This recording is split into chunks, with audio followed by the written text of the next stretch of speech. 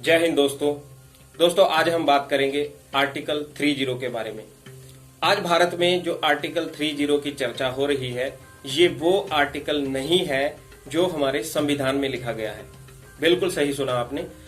संविधान में डॉक्टर भीमराव अंबेडकर जी ने 29 और 30 आर्टिकल में माइनॉरिटी शब्द का जो इस्तेमाल किया गया है वो किसी संप्रदाय के आधार पर नहीं है। माइनॉरिटी शब्द का इस्तेमाल यहाँ इस प्रकार से लिया गया है कि अगर कोई बंगाली महाराष्ट्र में जाता है तो उसे उसकी भाषा के आधार पर स्वतंत्रता प्रदान की जाएगी, वो वहां की माइनॉरिटी प्राप्त करेगा। लेकिन हमारे देश के पहले शिक्षा मंत्री मौलाना अब्दुल कलाम जी ने इसका इंटरप्रिटेशन कुछ इस प्रकार से किया कि धीरे धीरे माइनॉरिटी शब्द विशेष संप्रदाय के लिए बनता गया। ये एक धार्मिक मुद्दा हो गया और भारत में रहने वाले अल्पसंख्यक अपनी भाषा के आधार पर थे, वो पीछे छूट गए और धीरे धीरे भारत में आर्टिकल 29 और 30 को सांप्रदायिकता का रंग दिया गया। और आज भारत में आर्टिकल 30 एक बहुत बड़ी बहस का मुद्दा बन चुका है, क्योंकि इसका पिछले 70 साल से लगातार दुरुपयोग किया जा रहा है। इससे किसी एक विशेष वर्ग को पोषित किया जा रहा है और इससे बहुसंख्यक को उत्पीड़ित किया जा रहा है। वो कैसे?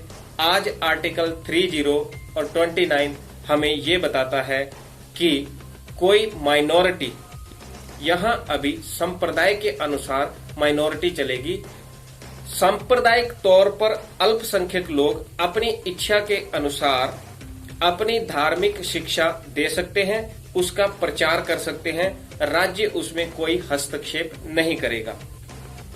लेकिन बहुसंख्यक, जैसे भारत में हिंदू बहुसंख्यक है और हिंदुओं को अपनी धार्मिक शिक्षा का प्रचार और प्रसार करने का कोई अधिकार नहीं है, वो ऐसा नहीं कर सकते हैं। इसके बावजूद अल्पसंख्यक अपना अलग से एजुकेशन बोर्ड बना सकते हैं, जैसे मदरसा बोर्ड। वो अपने धार्मिक शिक्षा मदरसों में दे सकते हैं, उन्हें सरकार की तरफ से मान्यता प्राप्त होगी और बहुसंख्यक अपने धर्म की शिक्षा नहीं दे सकते हैं। फिर भी भारत में बहुत सारे ऐसे छोटे छोटे गुरुकुल हैं जो धर्म की शिक्षा दे रहे हैं, लेकिन दुर्भाग्यवश उन विद्यार्थियों को भारत सरकार या राज्य सरकार के द्वारा कोई भी शिक्षा प्रमाण पत्र नहीं दिया जाता। सरकार की नजरों में या कानून की नजरों में यह विद्यार्थी आजीवन अनपढ़ माने जाते हैं और इनकी शिक्षा का मुख्य विषय वेद और पुराण होते हैं। तो आप देख रहे हैं कि भारत में भारतीय अपनी अगर धार्मिक शिक्षा लेता है तो वो अनपढ़ कहलाता है। तो दोस्तों, आर्टिकल 29 और 30 क्या है, इसकी विशेषज्ञों की क्या राय है, वो मैं लिंक डिस्क्रिप्शन में दे रहा हूं। आप वहां जाकर भी इसके बारे में और अधिक जानकारी ले सकते हैं। आज भारत में आर्टिकल 30 का बहुत ज्यादा विरोध हो रहा है, क्योंकि आर्टिकल 30 के अनुसार दी गई शिक्षाओं से लोग आतंकवाद की तरफ ज्यादा जा रहे हैं। तो दोस्तों, मुख्य रूप से आप समझ चुके होंगे कि आर्टिकल 30 क्या है, इसका कैसे दुरुपयोग किया जा रहा है। और दोस्तों, इस 30 की आड़ में डॉक्टर भीमराव अंबेडकर जी को अकारण ही बदनाम किया गया है, उनकी महानता को कम किया गया है, क्योंकि जो आर्टिकल 30 उन्होंने दिया है वो आज भारत में प्रचलित ही नहीं है।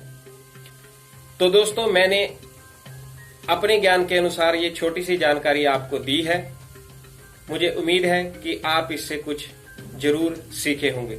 धन्यवाद। जय हिंद। फिर मिलेंगे।